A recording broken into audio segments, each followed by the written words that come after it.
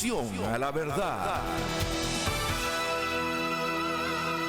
Iniciamos nuestro espacio de Visión a la Verdad. Vamos a hablar sobre un tema que está bastante intenso. Este enero del 2026, el presidente del Consejo de la Judicatura, Mario Godoy, ya enfrenta un juicio político en la Asamblea.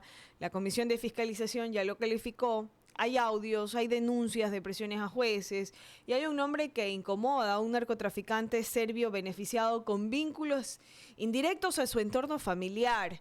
La pregunta que nos hacemos los ciudadanos es: ¿la justicia está siendo infiltrada por el crimen organizado? Y es por ello que hemos invitado al constitucionalista Andrés Santos, crítico de ese hipergarantismo y defensor de una justicia dura frente al narco. André, un gusto saludarle, muy buenos días, gracias por aceptar este espacio de diálogo.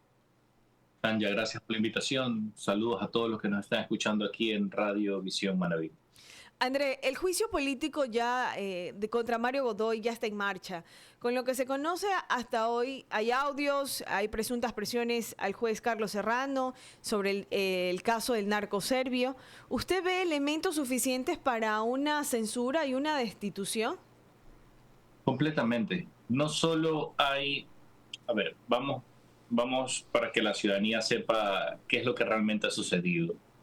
Mario Godoy es el presidente del Consejo de la Judicatura. El Consejo de la Judicatura es el organismo encargado de ejercer el control y el orden disciplinario a los jueces de todo el Ecuador. Es el que decide si se destituye y cómo se evalúan a todos los jueces del país, a los más de 2.500 jueces y fiscales que hay en la nación.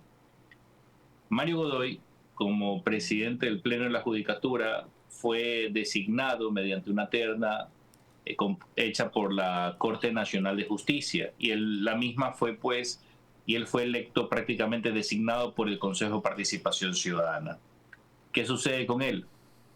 Este señor resulta ha sido abogado de narcotraficantes, y adicionalmente su esposa ha sido abogada ella misma de varios narcotraficantes, entre ellas pues de este último serbio que fue capturado y procesado pues por lavado.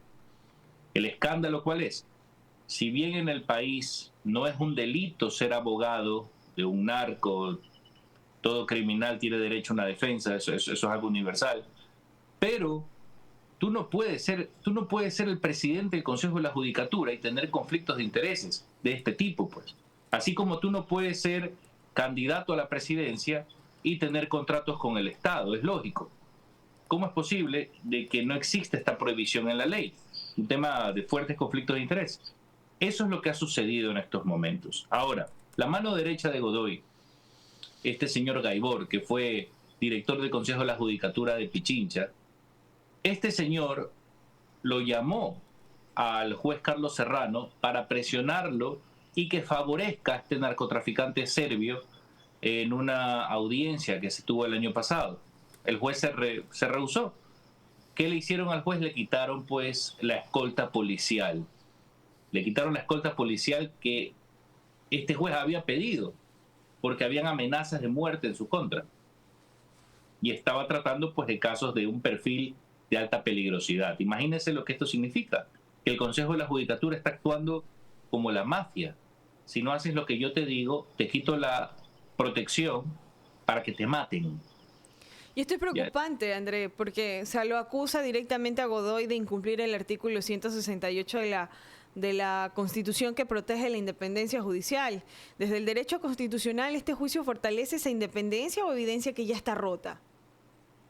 A ver, en este juicio Godoy se ha querido defender diciendo que no, que él no es culpable en materia penal. Él se olvida que el juicio político es para determinar su responsabilidad política como tal, en cuanto a que él y sus decisiones vulneraron la independencia judicial. Después se podrá abrir una causa en la Fiscalía para determinar un tema de abuso de tráfico de influencias. Pero en este momento lo que se tiene que determinar es eso. Lo que se tiene que determinar es que él, al designar a Gaibor, él se incumplió. no solo se incumplió, se vulneró de manera directa la independencia judicial, se actuó como una estructura delictiva para presionar a este juez realmente y que tome una decisión para favorecer a un narcotraficante, ¿no? Eso es lo que ha sucedido pues hasta este momento. Y en todo esto, que el caos es ese, el defender a un narcotraficante de un alto perfil, lo que confirma es algo que usted ha dicho antes, que existen operadores dentro del sistema judicial que benefician al crimen organizado. Eso ya lo comprueba. Sí, aquí tenemos varios factores. No solo tenemos jueces que trabajan para el narco, también tenemos jueces que están amenazados por los cárteles de droga. Y adicionalmente a esto, ¿qué tenemos? Tenemos una ley procesal penal, un código penal que favorece a las bandas criminales. ¿De qué manera? A ver, en el país, los jueces en el Ecuador, esto es algo inédito, pueden decidir de manera libre, discrecional, si ordenan la libertad con medidas alternativas de un criminal que tenga hasta 50 reincidencias. La ley no lo prohíbe, ¿ah? O sea, el juez lo puede hacer y ese juez no puede ser sancionado. Es eso lo que el debate que se ha producido últimamente, porque algunos colegas dicen, no, la ley está perfecta. Lo que tenemos son jueces corruptos. Yo le digo, a ver, señor, aquí tenemos múltiples problemas. No solo tenemos jueces corruptos, sino que nuestra ley penal es un paraíso para los corruptos. Y entre todas las alternativas que tenemos que tomar, una de ellas es la reforma al Código Orgánico Integral Penal. O sea, una de ellas, porque paralelamente se tiene que hacer algo con la justicia, iniciando con la censura y destitución de Mario Godoy. Que ese señor ya tuvo que haber renunciado por dignidad desde hace mucho tiempo. Apenas salió el escándalo, él tuvo que haber renunciado. ¿Pero por qué no renuncia? Eso es lo que no se entiende. Porque tenemos sinvergüenzas a cargo de la justicia, Tanya. Es por eso. Porque esta gente no tiene sangre en la cara. En cualquier país civilizado, en Europa, en Estados Unidos, si se ocurre un tipo de escándalo semejante, ¿qué es lo que hacen? Renuncian por dignidad, ¿no? No, esta gente sigue, discúlpeme, hasta más bravo que la ciudadanía, prácticamente echándole la culpa al uno, al otro. A ver, señor, usted puso a su mano derecha, que era su mano derecha, a extorsionar a un juez, que después ya le pidió la renuncia. Bueno, perfecto, pero fue su culpa. Usted defendió o no a un narcotraficante. Su esposa era o no defensora de estos narcotraficantes, ¿sí o no? Usted tiene que renunciar. Usted no puede ser la cabeza del Consejo de la Judicatura porque tiene conflicto de interés. No puede ser, imposible. Así como un presidente de la República no puede tener contratos con el Estado, eso es lógico. De la misma manera, quien maneja la justicia en el país no puede tener conflictos de interés con un narcotraficante, peor aún en el tiempo que estamos viviendo. Eso es evidente. ¿Esto no se puede prevenir al momento, antes de posicionar a una autoridad, hacer un barrido, revisarle el antecedente, los nexos indirectos y todo? Pero claro, eso tuvo que haber hecho el presidente de la Corte Nacional, José Swing, expresidente de la Corte Nacional, que ya renunció por vergüenza, ya al menos algo de dignidad tenía este señor, porque él fue el que puso en 2 ocasiones a Mario Godoy como principal en la terna, ¿no? Entonces, en lugar de hacer una debida diligencia, como se tiene que hacer más aún en estos casos de trascendental importancia para el Ecuador, no, prácticamente no se dijo nada. Se hizo una impugnación en el proceso, ¿ya? En el proceso de designación de Godoy, y esa impugnación fue desestimada por el Consejo de Participación Ciudadana. Entonces ahí es cuando vemos que el Consejo de Participación Ciudadana también está metido y también es responsable en la designación de Mario Godoy.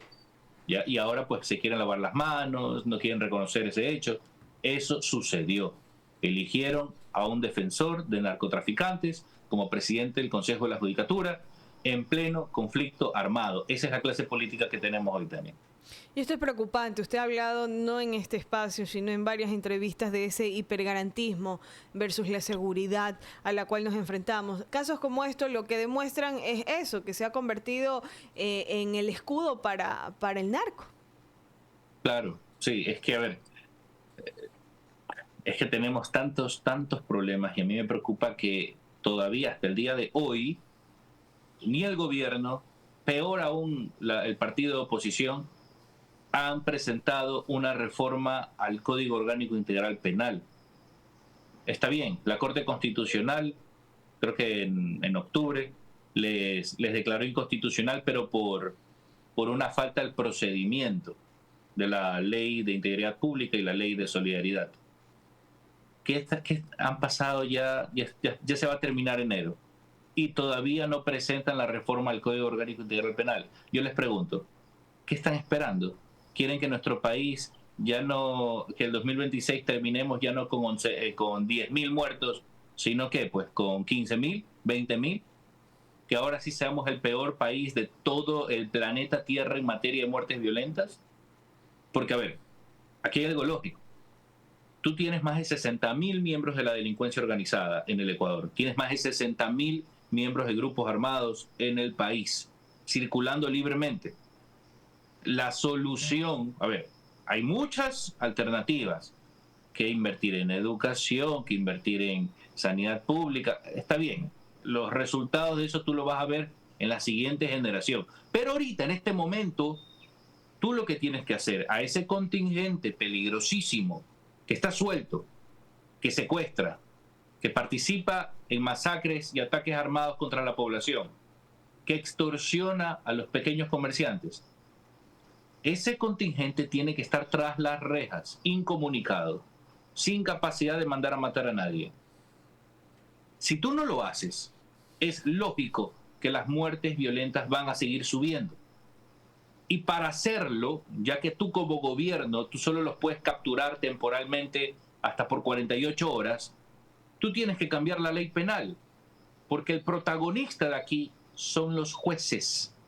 El juez, los 950 jueces penales que hay y los 800 fiscales que hay en la República, ellos son los protagonistas del conflicto armado, porque ellos son los que deciden sí o no quién al final de cuentas es privado de la libertad. Ellos deciden la privación de libertad del enemigo de la patria. Y veo que los políticos solo pasan vendiendo es humo y no se dirigen a este problema que es el más importante de todos, Tania. Y preocupa enormemente, André, porque como usted lo menciona, el país está golpeado por la violencia, por temas de narcotráfico. ¿Y qué pasa si no se logra depurar rápido la justicia? ¿Estamos a tiempo de recuperar esa independencia judicial o ya el daño es algo estructural? A ver, de los 950 jueces, mira, la mitad se tiene que ir preso o destituido como mínimo. ¿Qué significa eso? Tú necesitas un concurso de juez de más de 600 jueces porque tenemos un déficit. Imagínate lo que necesitamos ahora. Tú necesitas que estos tribunales especializados que operan en Quito, tú necesitas mandarlos fuera del país, a China, a Europa, Luxemburgo, etcétera, a Australia, a las embajadas, para que estos tribunales, estos jueces, puedan administrar justicia vía telemática y que no puedan ser amenazados de muerte como le sucedió a Carlos Serrano. Tú no necesitas cambiar la ley para hacer esto, tú necesitas una simple resolución del Pleno de la Judicatura y que el gobierno se comprometa con los fondos como si fueran diplomáticos, nada más con cargo a las embajadas y nada más. Pero como están peleando en quién maneja la justicia, en quién va a sustituir a Godoy, y están haciendo tiempo para el efecto, en lugar de preocuparse realmente en mejorar la justicia, que lo pueden hacer, no, se están preocupando quién va a manejar el sistema judicial para sus propios fines. Entonces, eso es lo único que piensan en este momento, en lugar de pensar lo que está sufriendo el ciudadano de a pie, el ecuatoriano. Andrés, es que no entiendo, o sea, para que la ciudadanía lo entienda mejor, ¿en qué momento este concepto, esto que nosotros teníamos, esa garantía de derechos, se convirtió en impunidad. A ver, nosotros tuvimos una prostitución total de la justicia, sobre todo cuando la Corte Constitucional empezó a decidir sobre el habeas corpus correctivo. ¿Qué es esto? Cuando, digamos, te sentencian por 26 años por asesinato. Estás cumpliendo tu pena, pero dices, no, mira, yo necesito cumplir mi pena en mi casa o cumplir mi pena en libertad. Tú dices, que eres loco. ¿Cómo? Sí, eso permite. Eso de hecho se permitió mucho tiempo.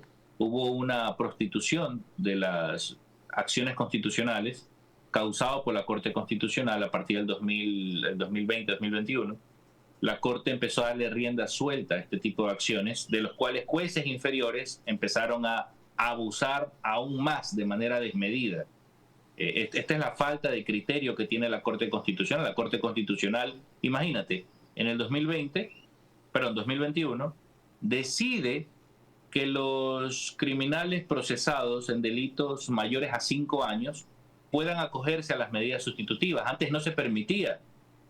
Y tú ves en la estadística cómo se han prostituido las acciones constitucionales, la sustitución de medidas cautelares. Es decir, ¿qué es eso? Cuando tú eres capturado en flagrancia, un individuo, un delincuente es capturado en flagrancia y es puesto en prisión preventiva, este individuo tiene derecho, por decirlo así, a pedir las medidas que le sustituyan la prisión preventiva. En otras palabras, que un sicario pueda acceder a la libertad nuevamente. Entonces, tú tienes miles de sicarios, secuestradores, extorsionadores procesados penalmente, pero están en libertad. ¿Y dónde deberían estar? En prisión preventiva, ¿verdad? Ellos deberían estar en prisión preventiva, como hizo Nayib Bukele en El Salvador, que tiene a más de 85,000 miembros de pandillas, miembros de organizaciones terroristas, ¿en qué? En prisión preventiva. Eso fue una política de Estado. Ya, eso no existe en este país. Esto es un descalabro, un desorden completo. La Corte Constitucional el año pasado decidió que ahora los criminales reincidentes, imagínense, reincidentes, los que tienen sentencia de que han cometido delitos previos, puedan acogerse a medidas sustitutivas. Imagínense. Es decir, que puedan acceder a la libertad. O sea, la Corte Constitucional también ha sido uno de los mayores cómplices de esto. Adicional de los gobiernos que hemos tenido, ¿no? La falta de control en la unidad de lavado de activos, la UAFE, la unidad de análisis financiero, la falta de, por ejemplo, de técnicas investigativas. Nuestro laboratorio de criminalística y ciencias forenses no cuenta con el presupuesto y no cuenta, por ejemplo, con la tecnología que necesita para determinar, pues, la autoría de crímenes violentos. Se gasta más, por ejemplo, en promover la ideología de género en el Ministerio de la Mujer, en lugar de invertir esos recursos en técnicas de investigación criminal. O sea, esa es la situación de nuestro país. Nuestro país no es, a nivel político, no es un país sano. Es un país que parece de una clase política debería estar en el manicomio. Está todo al revés. Y me sorprende, Tanya, que ni un actor político está tratando de este tema. Están en la pelea entre politiqueros en lugar de proponer realmente alternativas para el país. El perjudicado aquí es el ecuatoriano de a pie. Ese es el mayor perjudicado aquí. Y la verdad que es desesperante porque hace poco estuve participando en un taller que se hablaba sobre la seguridad y se decía que un claro ejemplo para mejorar la situación interna de un país es El Salvador. A pesar de que El Salvador era un tema de pandillas, ellos lo que hicieron para poder controlar la delincuencia, el sicariato y las demás situaciones, pusieron más firme cada una de las sentencias. Y acá es al contrario, acá dejamos salir a un adolescente que asesinó a una persona porque era menor de edad, cuando en otro país le sancionan como un adulto. Entonces, lo que se entiende y esta desesperación de mi palabra es que la Corte, en este caso, la Constitución de nosotros está totalmente desconectada de la realidad de la que nosotros vivimos y que lamentablemente en su momento se la ubicó como una de las mejores constituciones que podía tener el Ecuador,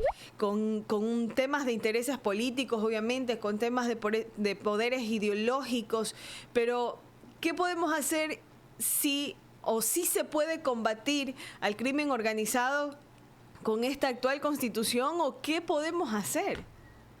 A ver, que se puede, se puede. ¿Cuál es el problema? Esta constitución en su artículo 77, numeral 1 y 11, es muy rígida en cuanto a la prisión preventiva. De hecho, la Corte Constitucional, ante un pedido del presidente en febrero del 2025 del año pasado, el presidente quiso hacer una reforma parcial respecto a la prisión preventiva, para que la misma pueda ser obligatoria en casos de crimen organizado. Y la Corte, que dijo, no se puede. No se puede por el artículo 77. No se puede, es decir, le bloqueó este pedido de reforma. Y no se trata de defender al gobierno, no, se trata de ser racionales. Se trata de entender esto de manera científica y jurídica. Si la Constitución es muy rígida y no te permite otra forma de prisión preventiva sino la que tenemos, ¿qué significa eso? Si tú logras hacer la reforma al Código Orgánico Integral Penal, tú vas a tener el riesgo, todos vamos a tener el riesgo, porque esto nos atañe a todos, no solo al gobierno, vamos a tener el riesgo que la Corte declare inconstitucional aquella reforma legal. Más allá de políticos cínicos que van a salir y dicen, no hay que cambiar leyes, no se necesita ningún cambio normativo. Mentira.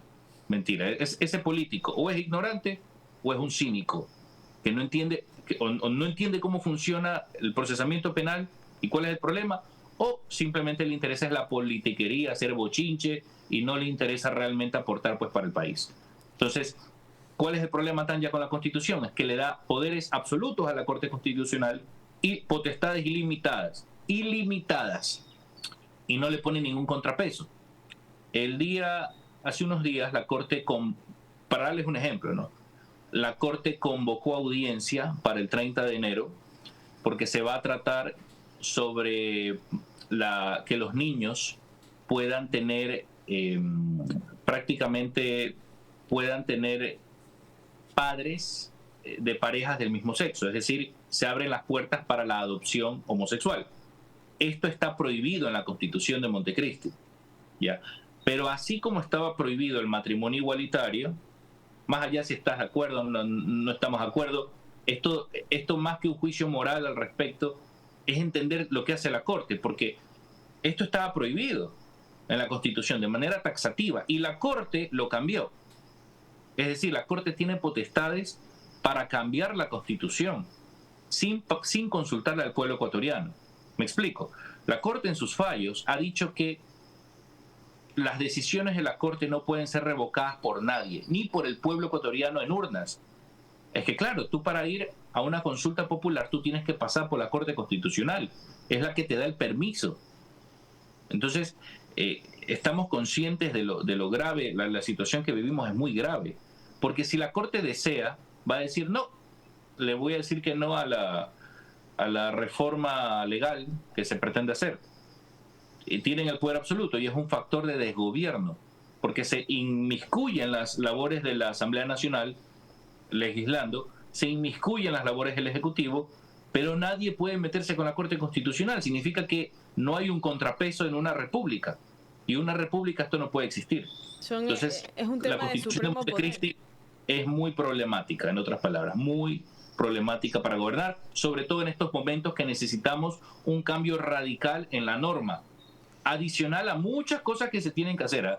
Yo hablo desde lo jurídico. Hay temas sociales, inversión social que se tiene que hacer paralelamente, total.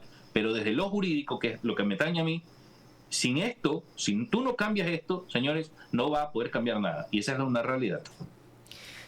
Es terrible porque ¿cómo puede existir esa venia para algo y para otro, que nos sentimos asfixiados. Porque yo le voy a preguntar de manera directa a usted, ¿qué le diría al ciudadano que siente que la justicia protege más al delincuente que a la propia víctima? Porque es lo que nosotros percibimos, es lo que sentimos, que se defienden más a quienes cometen el hecho, pero no a quienes han sido víctimas del hecho.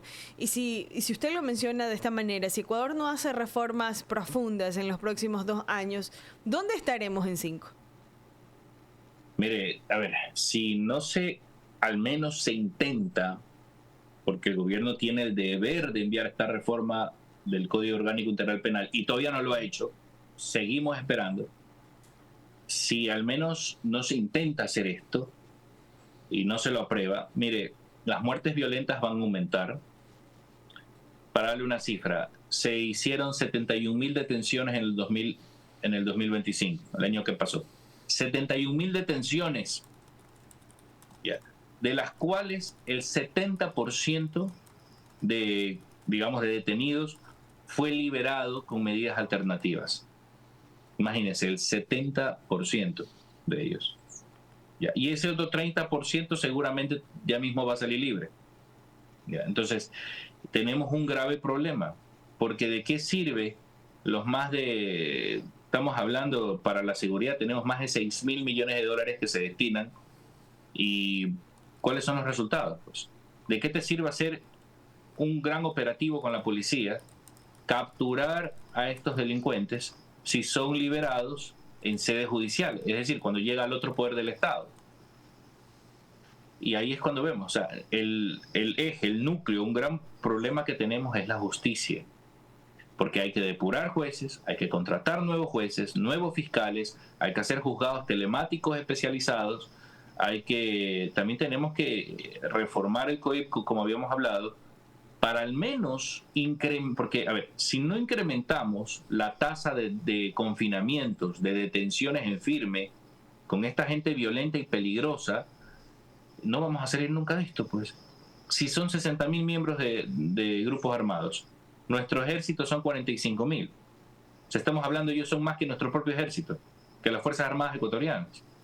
O sea, no sé en qué cabeza, porque el gobierno nacional, por un lado, hace la cárcel del encuentro.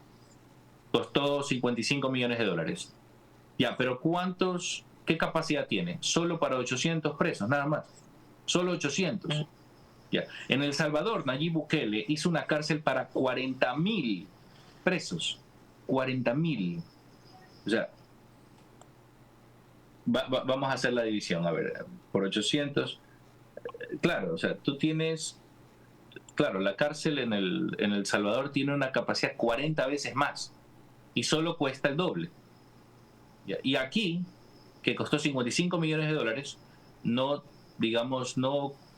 tiene capacidad más para 800. Cabecillas, solo cabecillas. Pero de nada te sirve solo capturar cabecillas, porque si tú agarras una cabecilla, ¿qué es lo que va a suceder? Se reproducen 3 más y entra una guerra de facciones entre bandas. Si no entienden que aquí la finalidad realmente es, así como lo digo, tú tienes que triplicar la población penitenciaria en el Ecuador, por los números. Esto es ciencia, esto no es de que si tú eres mano dura, de que si tú eres garantista, esto es ciencia, señores. Si tú no triplicas la población penitenciaria en este país, lo que va a suceder es que tendremos la peor tasa de muertes violentas que hemos tenido en la historia ahora para el 2026. Si cerramos con 10.000, ahora quién sabe, Dios no lo permita, cerremos con 15.000, o quién sabe si 20.000. Ya estamos en 50 muertos por cada 100.000 habitantes. Si no se parte de esa premisa, Tanya, mira, no vamos a llegar a ningún lado, la situación va a empeorar.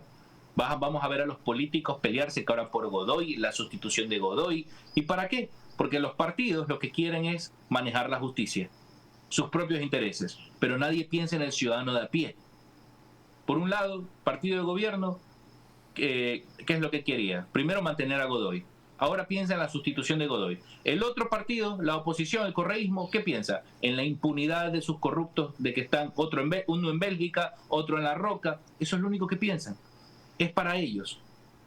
¿Y de qué sirve todas esas peleas entre politiqueros si el pueblo ecuatoriano es que está siendo extorsionado y no mandan ni un solo proyecto de ley para reducir el tema de las extorsiones? Absolutamente nada.